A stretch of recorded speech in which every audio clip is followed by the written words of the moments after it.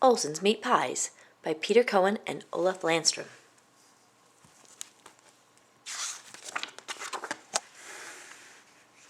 This is Olson. Olson has a meat pie factory. Olson has been making his delicious meat pies for 30 years. Olson's meat pies are famous.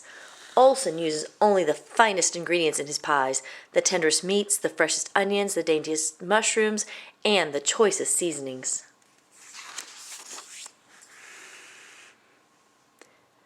There's always a lot to do at Olson's factory. Hugo runs the grinder and Olson tastes the mixture. He wants to be sure it tastes really good. Strom, the bookkeeper, is in charge of the money. Sometimes Olson goes for a walk. Everyone always greets him kindly, because when they see Olson, the first thing they think of is his wonderful meat pies. When the factory is really busy, Mrs. Olson and the children help out, and once in a while, when it's really busy, Strom the bookkeeper has to jump in. After all, people must have their meat pies, says Olson, and they work way into the night. But one morning, when Olson gets to the factory, he notices that something is wrong. Olson, yells Hugo. Strom the bookkeeper, he has run away and he took all the money with him. At first, Olson thinks about calling the police, but then he remembers how nice Strom usually is. In fact, they are really good friends. Better not to make a fuss. Strom will surely come back, thinks Olson. But a whole week goes by, and Strom the bookkeeper is still missing. Olson can no longer pay Hugo. He has to run the grinder himself, and now the fine ingredients are beginning to run out. Olson goes to the bank and takes out his savings, but he can't afford to buy the tenderest meats, the freshest onions, the daintiest mushrooms, or the choicest seasonings. The meat pies don't taste quite as good as they used to. Olson hopes that no one will notice. Olson begins to run out of money. He has to buy even cheaper ingredients. People in the town are saying that Olson's meat pies don't taste the way they used to. And the fewer meat pies people buy, the worse things are for Olson, of course.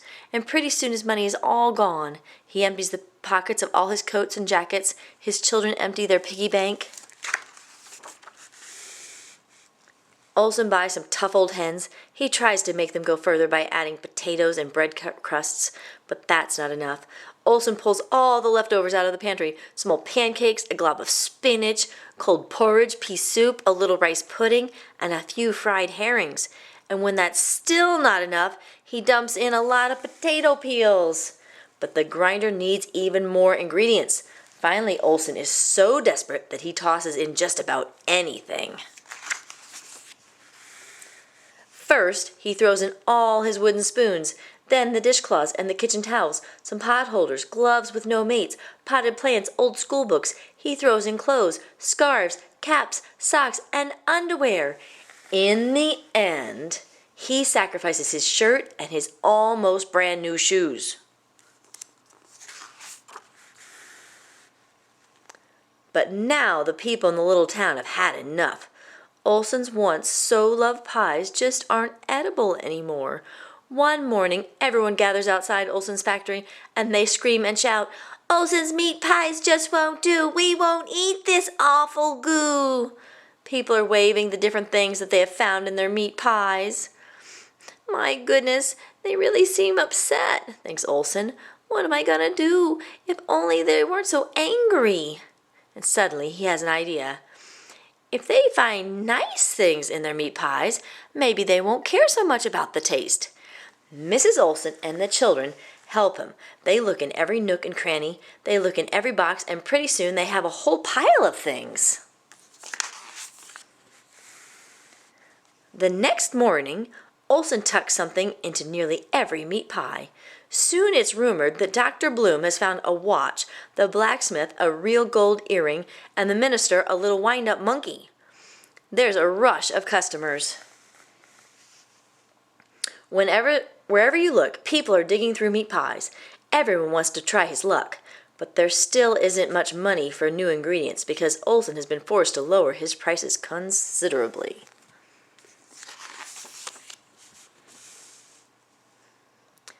When Olson takes his evening walks, he becomes awfully sad. Everywhere he goes, he sees discarded meat pies. Olson's once so delicious meat pies lie picked apart in the gutter. And what am I going to do when I run out of objects? He wonders. Olson can't sleep. He thinks of the days when his meat pies graced the finest dinner tables. Suddenly, there's a knock on the window.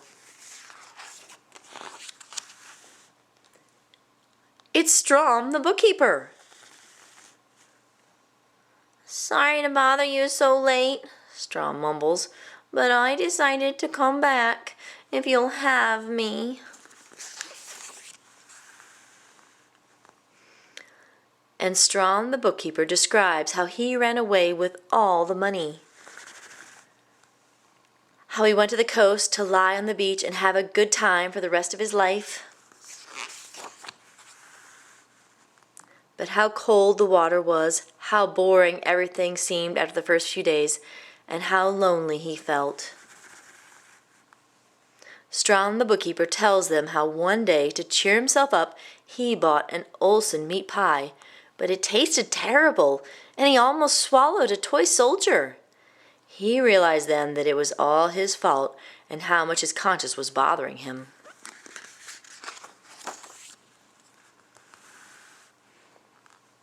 Strom had brought almost all the money back with him. Since he is a very thrifty bookkeeper, he has only spent $17.23. The very next morning, Olson sets out to buy new ingredients. He buys the tenderest meats, the freshest onions, the daintiest mushrooms, and the choicest seasonings. Hugo is back running the grinder. Strom, the bookkeeper, is in charge of the money. Olson tastes the mixture. He wants to be sure it tastes really good. The people in the little town are buying more meat pies than ever. They say the meat pies have never been as delicious as they are now. But they still talk about the time when you could find the strangest things in Olson's meat pies. The end.